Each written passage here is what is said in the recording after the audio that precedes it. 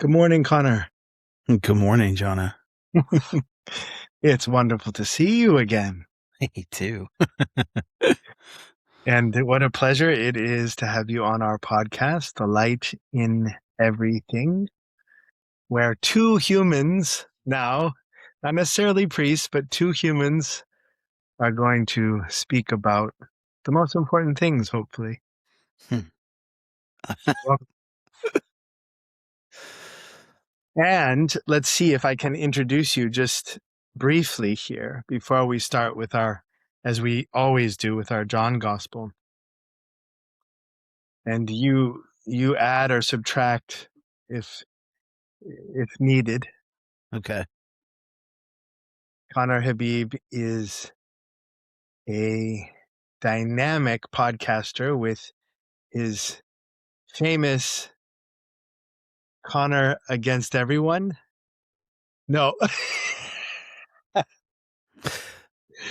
Tell You me want to what. try again? It's against everyone with Conner Habib. Oh, I give I put it backwards. Against Everyone with Conner Habib. That's actually a big difference. It's a Conner big Against difference. Everyone. Good. Yes, and I know many of our listeners have really enjoyed that podcast and have been nourished by it over the years. And Conner is also an author. I think your book was also shortlisted for like the Faulkner Award. It's called Hawk Mountain. Am I right? No. At least you didn't say Mountain Hawk. It was longlisted for the Penn Faulkner Award. So Long listed. Okay. you want to do that one again? Good.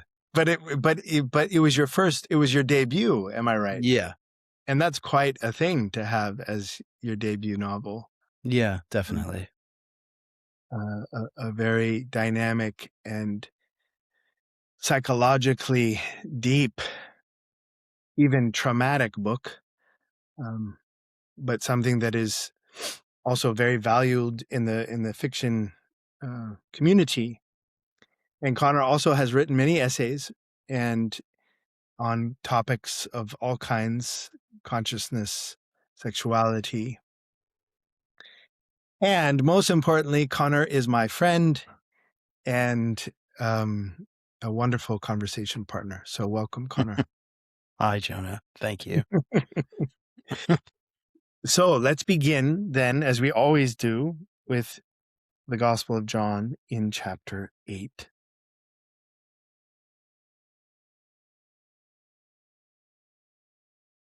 Then Jesus spoke again to the people, and he said,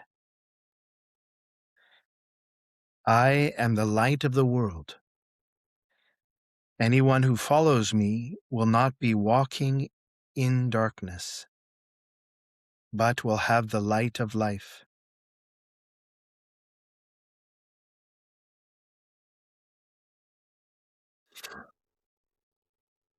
Yeah, so maybe I'll just give a little, set the table a little bit, and then I want to ask you a question, Conner. This, friends, is a new series.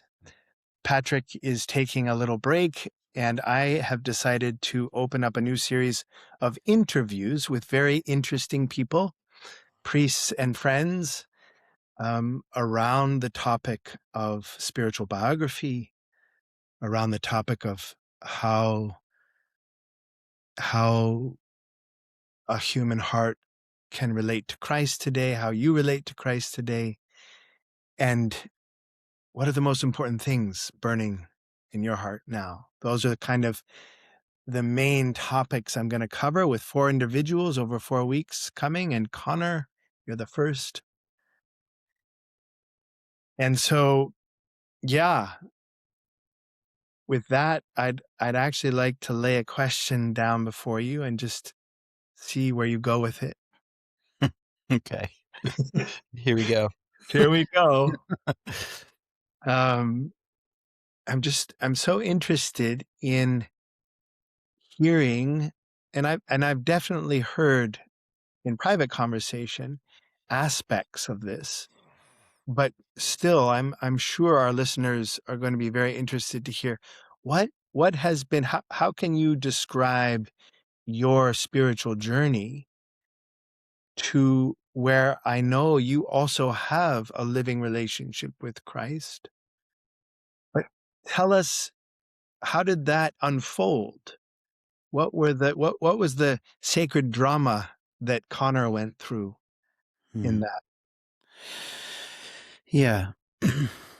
I knew a question like this was coming, so I tried to think about it, and there aren't as many discrete moments as I thought there would be that I could point to. Mm, I mean, just as a quick sort of backstory for mm, it, I was raised without any religion in my life.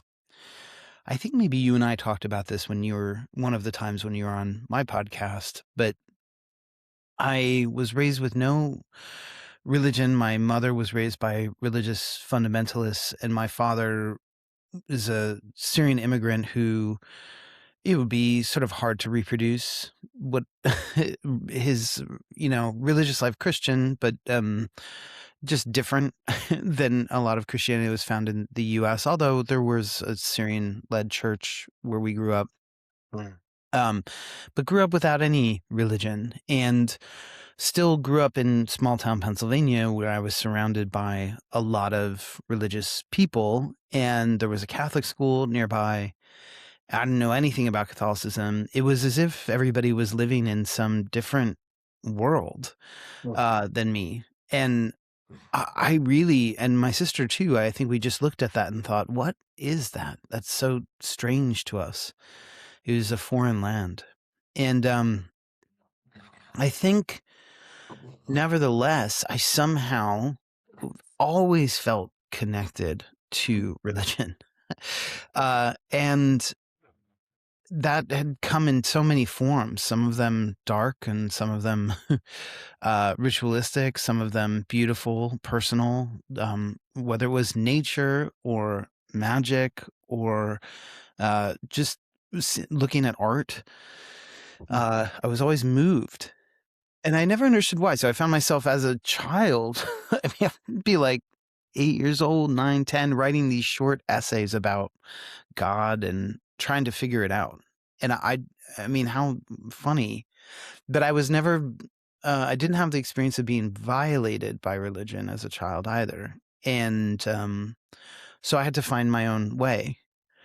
Now that theme persists to this day, which I'm very fortunate for, but it's not quite easy, which is coming up with an understanding. Maybe that's too light a word, an experience that's an articulation of experience, mm. um, I should say. And I, so I was trying to sort of track, but when Christ, because God was there, but that Yeah. could have been, I mean, I could have gone a lot of directions with that one. I mean, I could go a lot of directions with Christ as well, of course, but why settle on, settle is the wrong word again, but settle on Christianity? Why did I find myself Mhm. with it? And why did I find it with me? I couldn't quite identify that moment. Mm, I know that anthroposophy had a really big role to play in it, but I suspect that there was something happening before then. I mm, went to school for 2 years for religious studies, but it was comparative religion, you know? I mean, I was learning about all sorts of religions and, certainly also being gay, finding their resistances, acceptance, false acceptance and true acceptance mm, of that.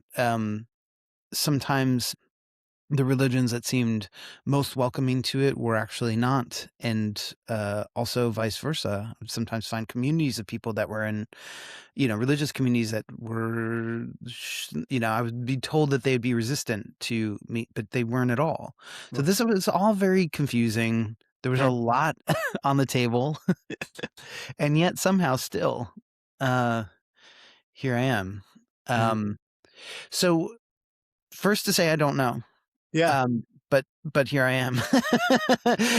But I can tell you how it grew after a point that I can't identify. Beautiful. That would be possible. Yeah, Yeah. please do.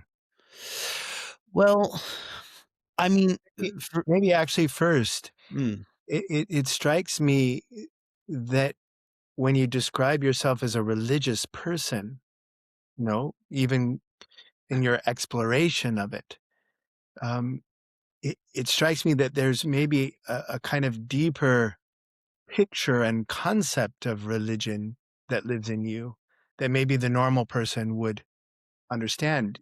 Can you say anything about what you mean by this religiosity before you go into the Christ experience?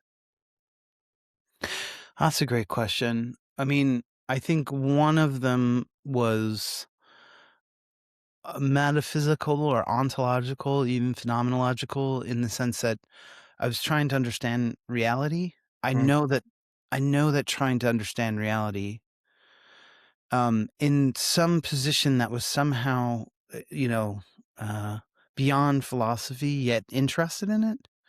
Interested in philosophy. It's not like I rejected it. I think I was trying to understand through that. mm, So that was a big part of it. mm, I knew that I was having experiences that I I guess when I was young, I didn't know that other people weren't having some of these mm, strange experiences.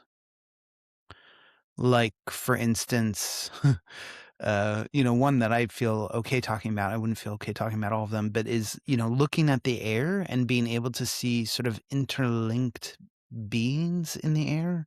mm, Um, which later, not until much later as an adult, did I see some other people describe that as a super sensible experience, and thinking and describing exactly what I saw, which was strange as a child. Um, so, some of it was just, what is that? What's happening? But I mean, some of it was much more philosophical. Like, I wanted to ask these big questions. And the experience of that, though, because that's just a sort of overlaid intellectual story. The experience of it was something like I am within my own being as I investigate the depths of truth.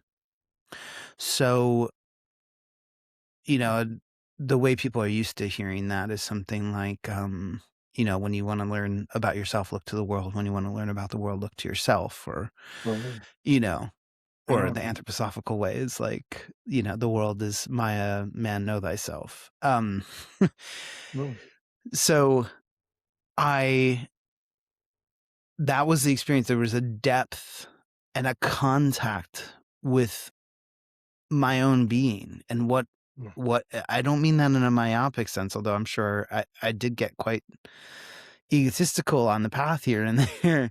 Um, and so that was definitely a part of it. And also, I think the experience of that was an experience also of reverence. Mm, And that reverence, whether I was listening to a song and paying attention to the subtleties, reading a book and paying attention to the words, or asking a question and trying to sort through the sort of hall of mirrors, that produced many answers that looked the same, and yet I knew only one was probably real, mm, but I could still learn about what I was reflecting on.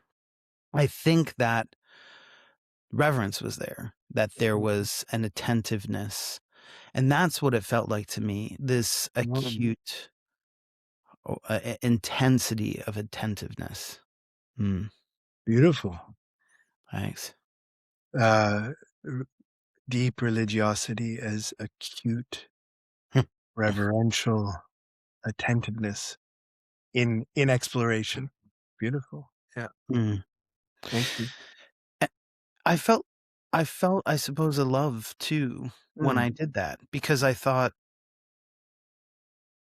because why else would I have persisted? There was so much working against asking those kinds of questions, even silently mm. asking those questions. And some of that againstness came from religion. Don't ask those questions. Those questions are answered. Yeah. And certainly came from science then as well. And that never satisfied me. still does not. Mm. So, you know, it doesn't mean that I feel restless, but again, I have to work towards the truth, Yeah. not just honesty, but to the truth. And I think that that's that still remains the experience for me today. To answer your question in a long way. Oh, but you described that so beautifully because it sheds light on your podcast, this Against Everyone with Conner Habib, that it is connected to your religious uh, path and your religious um, seeking for God through reverence and love. Yeah, thank you. I mean, the title of the show also comes from, the double meaning of against. I started the show in 2017, and the idea was, this dual idea of, okay, I'm against the many sort of internet hot takes that are coming out because I want to do something that's a little deeper and, Wow. challenge this kind of quick assessment of things, but also against in the sense of being pressed up against people in an embrace. And, in a sexual way too, I suppose. But the Yeah, idea was, you know, those are different ways of being against. I mean, and I think both of those are contained in the show, the antagonism and the embrace. Yeah. beautiful.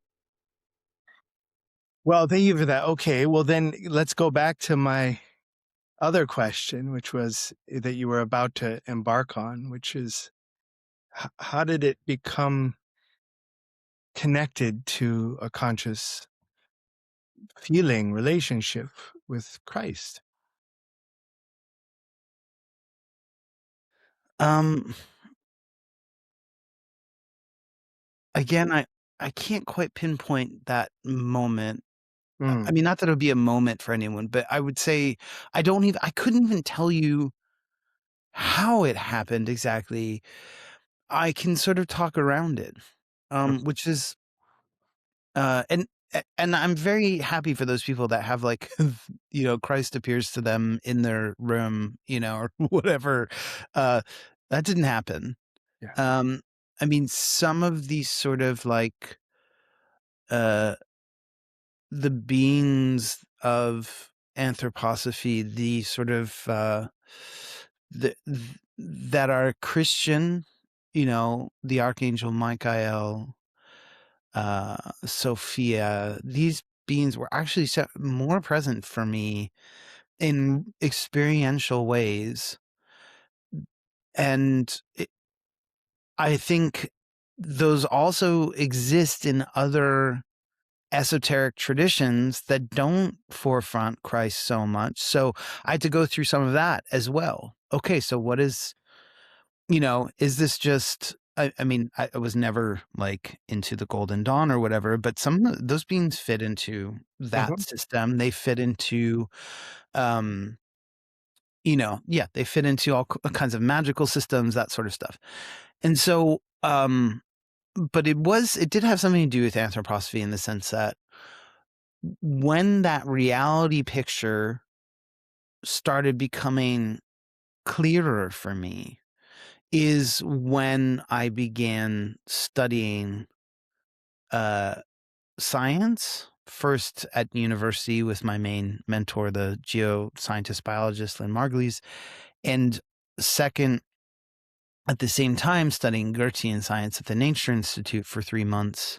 Mm. In their sort of, I think, first program that they offered, this Gertian Science Center. I might be wrong about that, but it was the first one that was 3 months long, I think 4 or 5 days a week.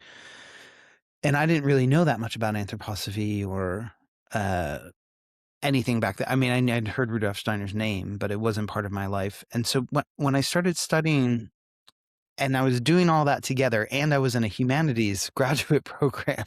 So I was Whoa. studying science and humanities in grad school at the same time, right? This is like rich ground for these things like to show up, this rich soil when you are bringing these together. And so suddenly I was, um, I was holding these tensions. Mm. Okay, the almost, although this sounds negative, but they had harmonic and luciferic, for people that know that, currents. Mm. I'm like studying the humanities at the time. It's like high postmodern, like etc. And then I'm studying science, in a lab, I mean, I'm not doing lab work, but with these like intense, like people are doing real lab work, pulling the guts out of termites and looking at them under microscopes and all that. And then I'm doing this like Goethean science thing at the same time. And it's almost as if somehow I brought in the Lucifer or Ramon Christ principles without even knowing or having any intention that that's what I was doing. And then after the Goethean science studies were done, or maybe somewhere in there, I started reading Rudolf Steiner directly. Mm. The Arts and Their Mission was the first book that I read. And I didn't understand any of it. It was like reading Shakespeare, like I read it and I was like, huh? And then I read it and I stopped and then I read it again immediately as soon as I was done. And then I got it. And I felt this kind of opening up. And over time, then gathering from all these experiences, this stronger sense of reality that suited what I experienced in a way. Um, then I started thinking, okay, Christ is showing up a lot in this work by this guy. So that must be part of it. So, or that must be worth examining. And so I did. I didn't feel any resistance. Some people feel like a deep, I know, for instance, my sister, who's worked for anthroposophical organizations now, and maybe we'll get to that too, how that happened, because that's a funny moment. But she feels some resistance to Christ because of some of the baggage or whatever. I didn't feel any of that at all. Mm. And over time that started opening up. What is this principle, this being of love?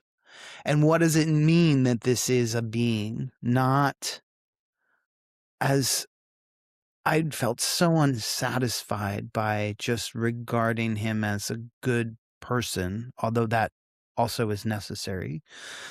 Um, or cosmic consciousness, as New Age and integral studies regard this being as, or an alien, or all these other versions, which are probably better than just being like, okay, this didn't happen and this didn't exist, but nevertheless would have stopped me by making me think I was accepting something radical, but was actually not really close to something fundamental or true. Yeah. Mm. Eh, Interesting. So, and then you described there wasn't a kind of moment, but how did that go further? Did it just become like, I can think about this now, Hmm. being, and therefore I can have some sort of relationship or devotion or reverence? Did that? Yeah. Yeah. I guess like I'm still Yeah. evading your question. Well, it's okay. Okay. Or I should say I'm discovering the answer as I talk to you. Yeah. I That's. mean, I think, yeah. I mean, I think again, continue to focus more on the being that I was having more direct experience or, inner understanding with, especially the Archangel Michael. Mm. So I think I just kept walking down this path of this sort of, this is like Christ adjacent, you know what I mean? It was like it couldn't come in through itself, which I understand that a lot of people encounter Christ through that Michaelic Mm. impulse. In fact, that's and some people encounter the Michaelic impulse through their holy guardian angel, and some people encounter that through their highest expression of themselves. So there are all these sort of like ways, and so I wasn't able to sort of just access it, but it was the continued study of an encounter with, connection and contact with the beings that did make sense to me. Mm. Like Christ started sort of coming alive. Even Mary became more present for me than Christ. Mm. And I interpreted that always as well. I had to be able to give birth to that being within my own, my own being, birth to the experience presence, because he's Well, already there. mm, But it was sort of, again, just traveling with the companions almost. And then at a certain point, and I think this had less to do with anthroposophy than some of the other great esoteric teachers, especially Daskalos, whose work I studied, experientially with some of his students. And then much later, Peter Junov, and somewhere in the mix there, this guy Franz Barden. Um, I think that those started giving me a picture of Christ that I was able to, or a picture, experience of Christ that I was able to let in a little bit more, in mm, the sense that there's something about, I mean, anybody who's anybody who's an anthroposophist or anthroposophical world who has some questions about anthroposophy and feels a little fidgety or like restless knows, like, there are layers and layers of language that can actually prevent you well, from having the experience, because it becomes a thrilling intellectual pursuit. And it is powerful. I mean, it is very powerful. And also, there are lots of people in anthroposophical communities who um, want to tell you you're not doing it right. If you want to find your own way, using and being, you know, close with anthroposophy and anthroposophia, to understand yourself. And so I think that some of that was obscuring the way to Christ, actually. And so once I started connecting these other esoteric Christian traditions, genuine ones, and teachers, um, they begin to illuminate much more. And beautiful. some of those meditative works that Daskalos offered, although he has a different way of talking about Christ, which I'm not sure, I still don't fully understand. Um, the work really lets in the presence of Christ in a way that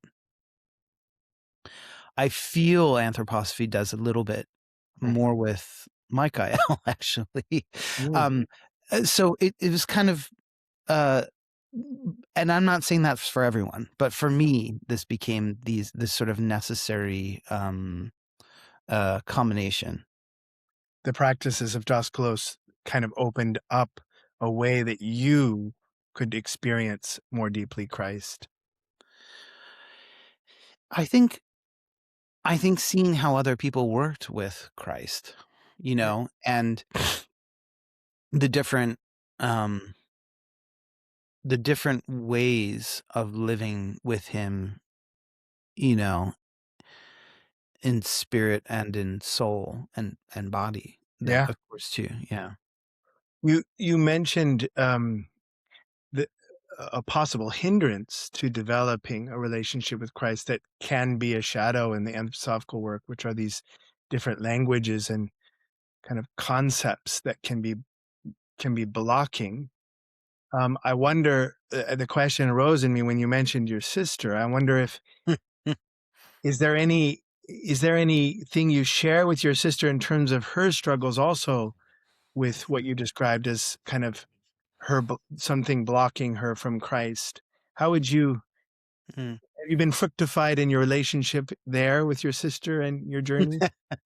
I mean, I think what we share in common is our just sort of ability to identify some of the problems in the sort of anthroposophical worldview and community, because we're both started it as adults. We weren't raised in it, and I'm sure maybe other people who have come to it from that angle.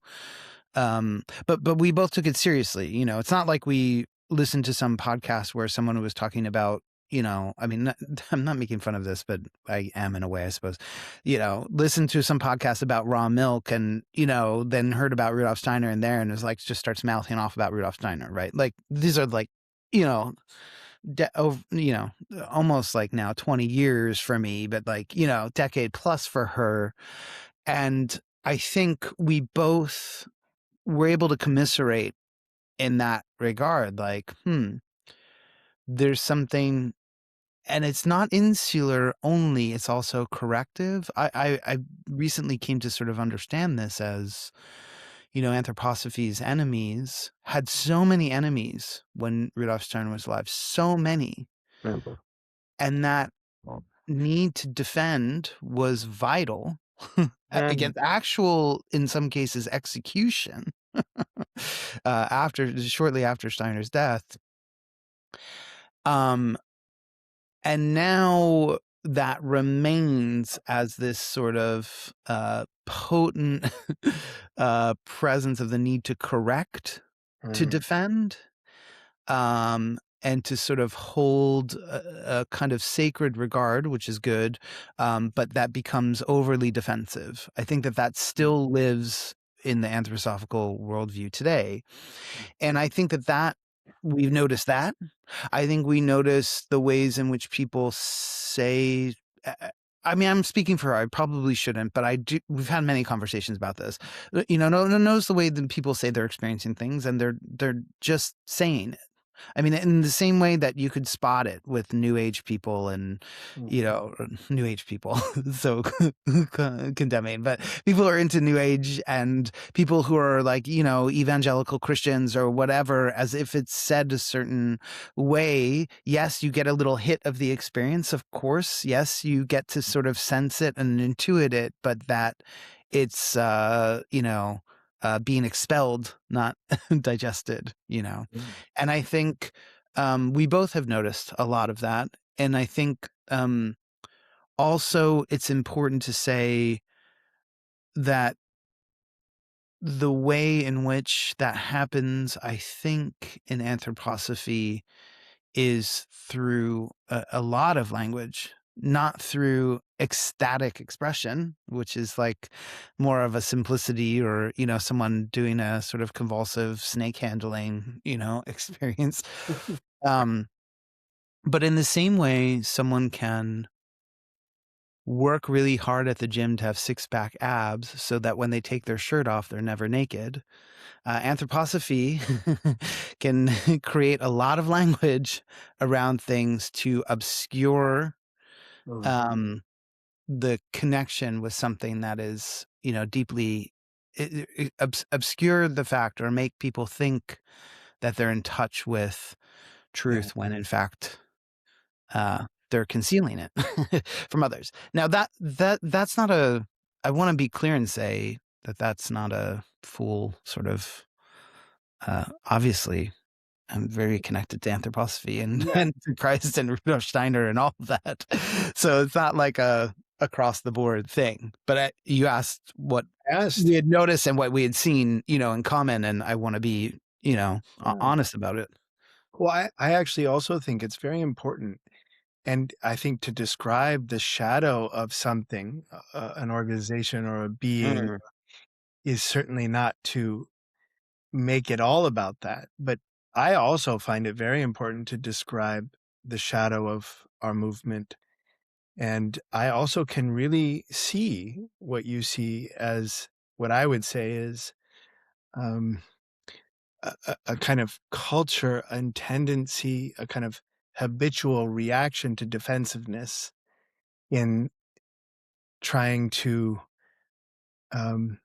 stand for a particular spiritual movement.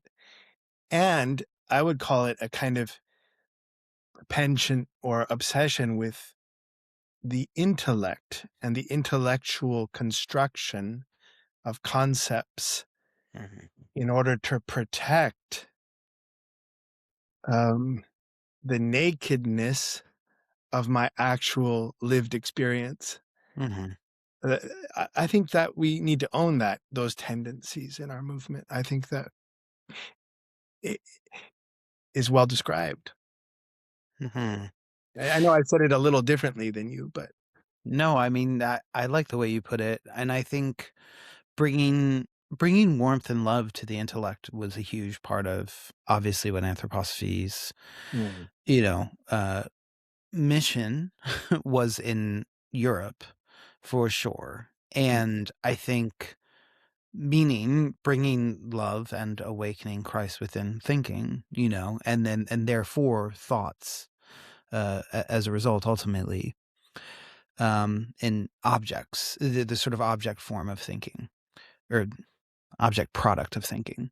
But I think that also, and so I want to say that I think some of what we're talking about is like still stemming from the context, this European context. You can see why it was really important to work with thinking, and bringing warmth of feeling into, and bringing warmth of love to thinking in certain European countries because of the intellectual traditions there. mm, And I also think, um,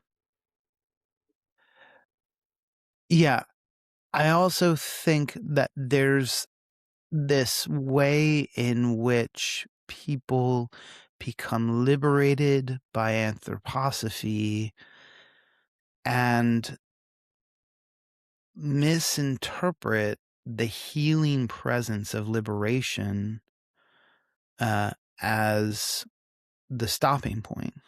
mm, That actually liberation is a healing moment. But like someone who's in AA, once they stop drinking, then they have to work on the rest of their lives. It's not, and what I mean to say by that is there's so much more to do beyond the healing moment or the liberation. And I think that's a problem that, Marxists have. It's a problem that psychoanalysts have. It's a problem that lots of people who have radical ways of healing people. Uh, and I think anthroposophists get locked up in that as well. And so this is, if you want to talk about Christ in relationship to mm. this, Christ is the healer, yes, and and there's more even than healing. There's more than liberation in Christ. Mm. Um, and so that's why I think some of the problem is there. People feel healed from their wounds, and all they wanted was the miracle, but there's more. That's so beautiful. You must have tapped into something I was thinking of to ask you because I wanted to bring in somehow this theme of the holy wound.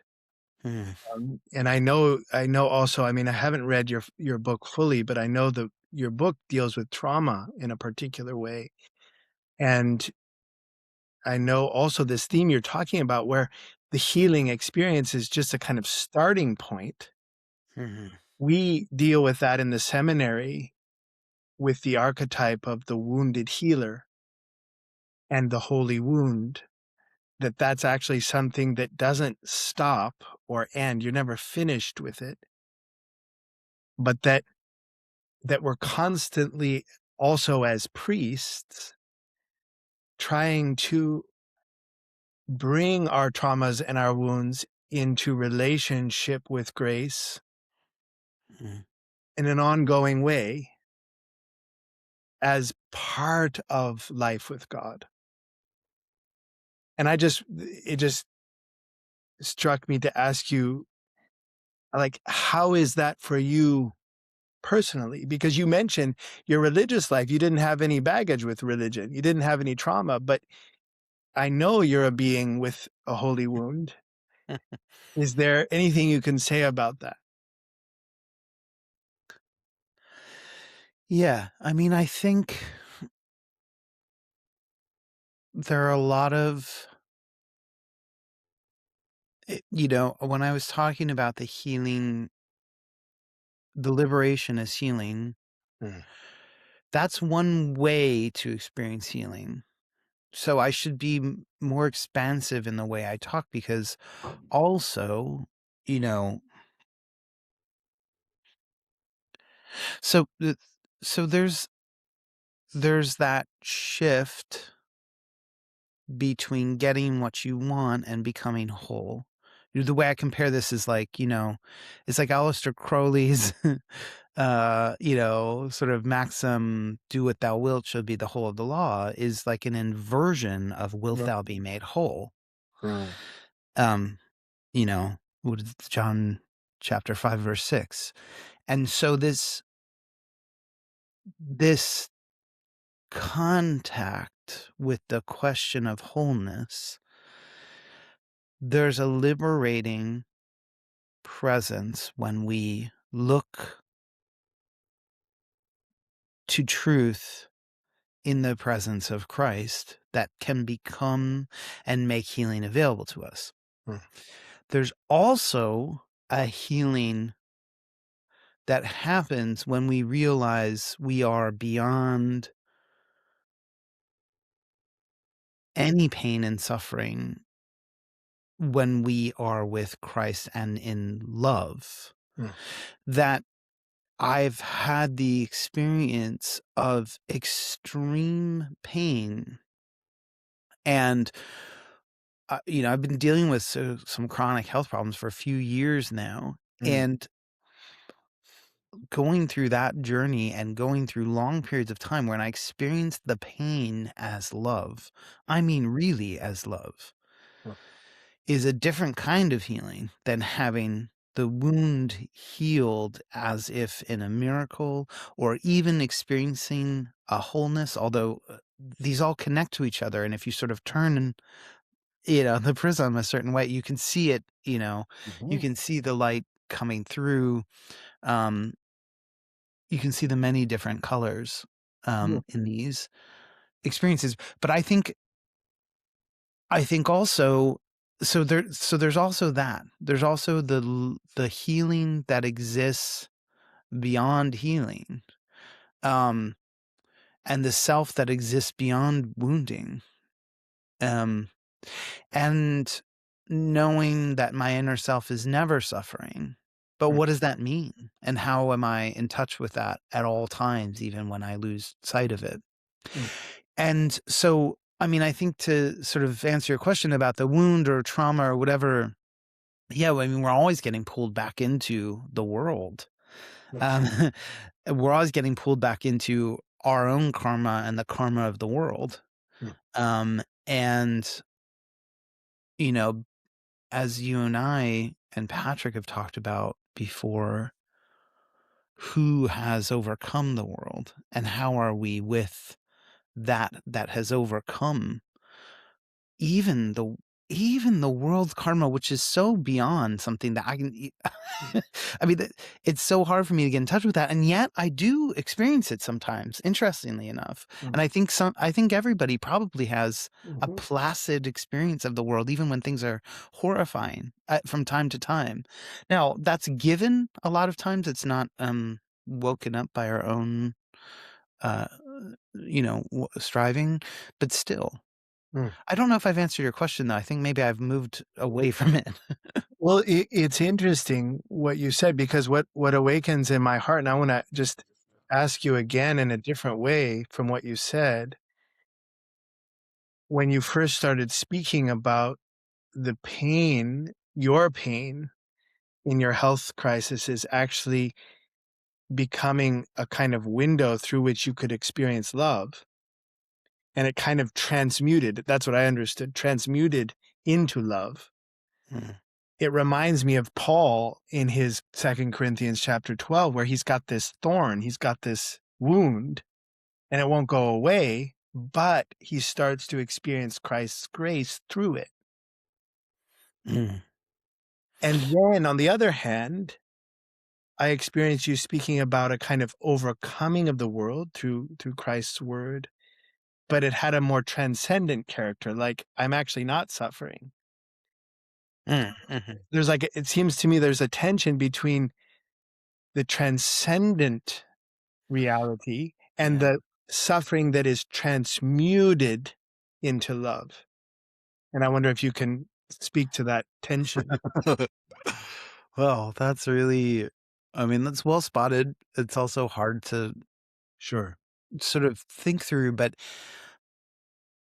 you know, Just Lewis has this whole book called Immanence or Mm, Pure Immanence, which is all about it's kind of all about this. Is there something transcendent or not? mm. I think philosophers struggle with this question, in a philosophical form, not in this even more profound form, but I'll give it a shot. Yeah. Um, I mean, I think what I the easy way for me to understand it, but I don't find this satisfactory, but it's just where I rest until I can think of something more, something that's heading towards the truth a bit more is like, yes, there's the transcendent, there is the state that is beyond suffering, where suffering actually does not even take place. Also, probably beyond time in that sense, because suffering has a temporal aspect, that is bound to causes and effects. So somehow outside of that, somehow probably connected to our cells after we die, Mm, and we are living in and with a different form of time and space. Are those terms even applicable? Um, and so there's all that, and that when we find ourselves overcoming or transcending the suffering we have, or or transmuting it, as to use the word mm, that you had, transmuting it, it's us finding within ourselves the proximity to that state. mm, So for instance, I suffered from suicidal depression for such a long time in my life, mm, and when someone I loved died and began to appear to me in my meditative space, it went away. And it was like remission. Remission isn't even the right word. It was the, um, I mean, it was as if that had never, it was as if the world was made anew. I mean, the colors were different. Walking down the street was different. Everything was different because the dead are healed mm, in a sense. I don't like that word here either because that's mm, mm, transmuting, but they become something that is beyond that kind of suffering. It's not that there's no mm, maybe there is some form of pain or suffering in the life in between lives, but, um, that proximity mm. became healing. So it was me getting in touch with something that was beyond. And I do think something here has to do with time and space. It's like if we get beyond our own temporal and spatial selves, there's something healing there Mm. as well. And that's what we call it miracle because we have a way, but it's like, oh, good. I'm glad you asked me this because now I'm beginning to understand something. So when I was talking about the liberation that Christ can give, or the liberation which is a healing moment, the problem with it and the problem with miracles in general, although I'm glad they exist, is that we take something that is timeless and spaceless and then we bind it very quickly to time Mm, and space. So there's a healing moment, there's a liberatory moment, there's a revolution, something like that, but then it's funneled back into the world rather than us moving deeper in or going further into that land mm, that is beyond this one, we end up using, which is why we end up using it in the context we understand, which is why mm, yeah, which is why in some ways, the miracles are granted to us. You can't even sort of make them happen, right? mm. They're granted to us because they come from some place that's beyond, and then they heal us. When we try to make miracles happen, that's what magic is. Mm. but magic sort of consciously rebinds it to the world that we know. Hi, everybody. Thanks for listening to all of this. And, and white magic is something quite different. White magic is when we try to leave behind the binding of the miracle to the world and instead move towards he who has overcome it. Mm,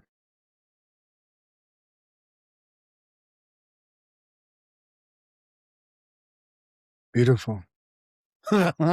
Is it? I've got to think about if it all makes sense, but I appreciate that you think Well, so. I find the picture of actually staying true to the transcendent, to the realm from which grace comes, and not, you could say, confounding it with the merely mechanical earthly world, so to speak. That that gesture to honor the grace realm feels very important to me. And also what I was deeply moved by when with what you were saying was just your healing experience in your depression with the encounter with a being in Hmm. that had died. I mean, it that for me just filled my heart with a warmth and a joy that simply an encounter with another human can be also deeply liberating, deeply a channel for grace. Let's put it that way, or let me put it that way. Um, Yes. I found that to be really moving. I mean, the the sort of gambit that psychoanalysis has is that two people talking can cure you, and sometimes it does. I mean, I know Mm, psychoanalysis and anthroposophy have a rocky history, but I think it is true that the sharing of words and silence has can have that effect. So then with the dead who can't speak in the sense that we're used to, at least they can communicate, um, then there is a different kind of healing, yeah, available. Um, I was thinking also of a very simple way to explain this maybe too all is like Grant Morrison, a comic book writer who I've been lucky enough to have on my podcast. Um, he says, you know, like Frank Miller and some of these other comic book writers, what they wanted to do was like put superheroes in the real world. So when they were writing comics, it would be like Batman, everything's like hyper, like gritty and like, Superman's, fighting all these sort of everyday problems. He's like, I wanted to do the exact opposite, which is I wanted to bring us into their world. I wanted to have the responsibility as a writer of someone who brought us into this world of, strange powers and colors and abilities and thoughts and invention. And, I think, of course, we can say that's, Luciferic or whatever. But I like this idea of saying, of explaining what we're talking about, which is, the responsibility for me is to not merely bring the power into this world, but it's something else. It's this other direction, and not to forget the world as you do it, of course, mm, mm, um, but to move more into that spiritual life. And that's in fact what I've done. I mean, that's been the big journey of esoteric mm, Christianity for me is the dissolving of the way I used to experience the world and the, opening up to the flourishing and growth of new perception, but also conception, new apprehending of what's around me. I don't even through this passage, I don't, like I was saying about the air when I was a kid, I don't actually experience objects in the way that other people experience. I now understand that. mm, It's like I'm a kid again. I'm like, wait, you don't see it like I see it. Like, I have to remind myself that there's this, and I do think that that's also healing. Mm, That's also liberation, but that's also still not enough. mm, Not because 'cause I'm a novelty junkie, but just because it's like there's a there's a whole path to continue walking, mm. in this lifetime, in this incarnation. And it feels like a path that is just directed toward this place of grace, this source of where miracles come from to to to become more and more inclined toward Mm. this star. Yeah, and when I mean, you talk about this a lot Mm, with Patrick on the show, but when you aren't doing that, mm. how do you interpret that? Like, so it's like I'm having a great time claiming that my life is aimed towards Christ and the spiritual world all the time. But I get sick of stuff, frustrated, angry, all that. And I'm not saying that those are bad, experiences either. Those are kinds of pain that can be noticed and, Yeah. accepted, challenged, whatever. But but living in everyday life, we'll just put it that way. How do you interpret that? How do you see that in Mm, your own experience? Is it a stumble? Is it mm. l- where is Christ when you're there? Right. Yeah, I forget who it is. I think it was Carl Jung, if I'm right. I could be wrong on that. But he said if you're not able to see God, look down. Mm, mm, Um, I think there's a bit of a gesture in that in how I work with it, which is perhaps why I could see this interesting dynamic between where really is the source of grace and how does the temporal realm interface with it. And if you ask me that direct question, I would say what I'm constantly trying to do, because I've become so fascinated with the beauty of the cross, which is the cross is something that's here, mm, expressing brokenness, expressing pain, weakness, limitation, but yet in and with it, we find the star of grace. We find the highest expression of divinity. And mm, so that is a kind of for me, it's constantly kind of trying to. I feel myself wanting the beauty of that. So when I fall down, I make mistakes. I, forget things all the time. I'm constantly putting my foot in my mouth. Um, I'm trying to take those wounds and pains uh, up like a cross and try to allow them to become windows for this source of grace.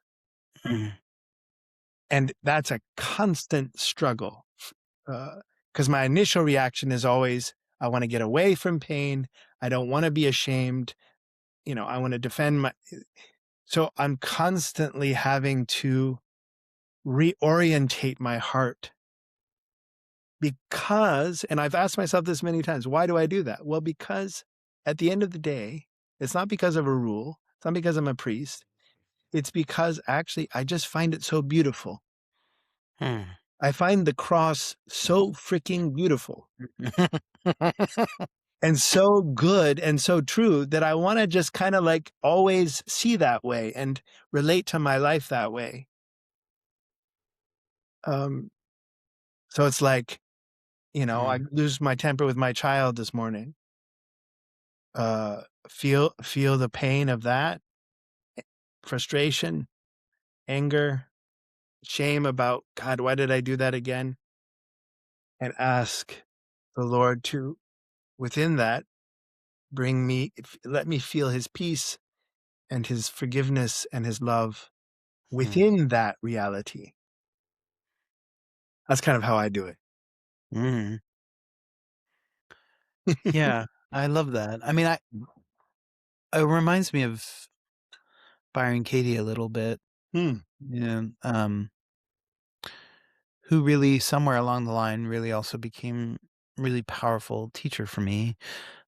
Maybe in 2006, 2007, was learning a lot about her. And for people who don't know her, I mean, she's married to Stephen Mitchell, who's Oh, yeah. the reason I say her husband first is he translates the Tao Te Ching and like a bunch of other religious texts, but she is like a Taoist in a way. Like he would understand, I think, her as like the most Taoist of Taoists, in the sense that she's very much about sort of seeing things as they are, Mm, um, and allowing herself to be moved by and also vanquished by that current. mm, And I think she would say, if someone says, I don't love my boyfriend anymore, she would say, sweetheart, how could that possibly be true? mm, And then give the tool to guide back to the love that is even in the moment of saying, I don't love my boyfriend. Even in that saying, there is mm, absolute love. mm, And I think to say about Christ here, and this is what I kept thinking about, but I was like, I want to talk about Christ as a being a bit more on the light in everything, is, uh, but that growing presence of love, that is how I experience Yeah. Christ in my life. Mm, And, I know some people refer to Christ as the being of love because it gets rid of some of that baggage. mhm, I think it's important to say Christ, but I know not everybody's able to pick that up right away, but that's fine. But I think it gives them a little more freedom to reject if they need to, mhm, at the time in their lives. But I think saying that being of love, I mean that love is just growing and growing in me for sure. And mm. Beautiful.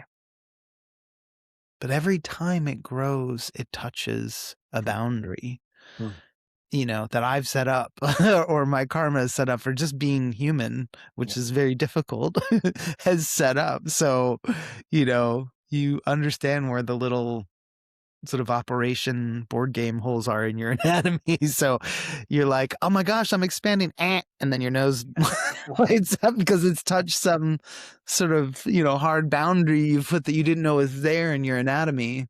mm, And, but still, I am, that's how I experience it. That's how I experience that being. And I know also that nothing is at this point in time, nothing can overcome that love mhm, in this cosmos. mm, Now, interestingly, I try to sometimes imagine beyond that. Who comes after Christ is mm, something I try to imagine. I feel like that's also something mm. he'd like us to do. It's beyond me now, of course, but Peter Dunop has this like amazing thing that says like, when Christ returns, he's going to erase every trace of everything he's ever done to ready you for what is to come. Mhm, In other words, he will, as a sand mandala almost, like remove his own work so the other being can now mm. show itself. I don't mean revelation, I mean after revelations. After the New Jerusalem. Yes, and so sometimes I try to think about that too. It's like getting ahead of yourself, but I think that getting ahead of yourself allows what is here with you now to sort of grow because in the same way that imagining uh, a a world where everything is like beautiful and working right or whatever can actually have an inspiring effect on your will and how you go about things day to day. Encountering the thing that's beyond can actually give more space for Christ to grow within your own being. And so sometimes I try to do do that as well. Also, it also prevents you from getting too smug, you know what I mean? Like You like, "Oh, smug. I got Christ with me, I don't need anything else."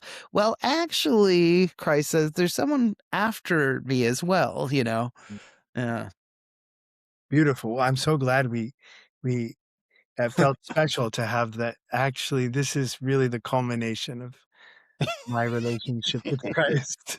Beautiful. Yeah. Yeah. Yeah. So, I mean, as we come to a close,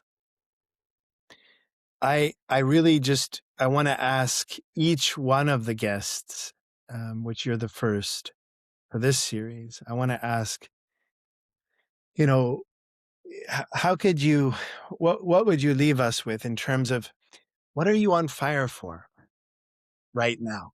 Oh. What's your current kind of growing edge, and how what's inspiring your heart in your life now? Oh, such a interesting time. Mm. So, I just finished my 2nd book, Mm. and it's a very, very dark, far darker than the 1st book. And so if you would have asked me even a few months ago, I would have said that. Mm. And then sort of coming off on that, like, now that I'm not in that anymore, that encounter with evil, the deep encounter with trying to realize and express evil, now that I'm through that in a way, I now am thinking so much about vitality. Mm.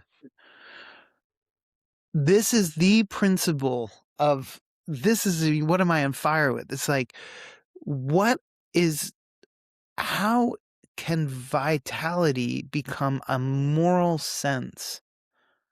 How can I determine and experience what is moral in will, feeling, and thought, or thinking, by being in tune with the organ, the perceptual apparatus within me that detects that sense of vitalizing, of Mm. vitality. So, like, a really simple way to explain this is, it's like you have those friends that you meet up with and they drain you. You leave and you feel drained because you're like, why did I? And then you meet the ones that you just want to like keep going, and actually, you know that you're in love because you have more to give even after you've given so much in that conversation. So, what's happening there Mm. when one feels vitalizing and the other doesn't? What part of the moral is absent, but also how to live in relationship to that Mm. sense of vitalizing, of vitality. And what does that mean for your health? What if you never did anything that did not feel vitalizing Yeah. because you recognize that you weren't ready to do the things that were not giving you vitality? And then also, just so you know, as the last thing to say here is like, that's not advice for everybody. Like, I don't as I was saying, I started really developing this intense, like, perceptual ability to see, like, whoa, like, the vitality is rushing in this and not in this, Mm. right? And that's something that I've never had before in my life. It sounds very, almost glib, but actually, like anybody can do that. But actually, I'm really feeling it in a new way lately and being able to notice and see it in a new way. So I wouldn't recommend this for everybody. It's not like I'm so high that somehow I'm able to, but because it's not the spiritual development is not linear. This could happen for some people much earlier in development than me, but I'm really focused on that right now. What would it mean to live with this as as a principle throughout the day? So I'm just noticing that right now. That's what I'm on fire for. I don't know how to talk about it yet because it's really just developing over the past few months.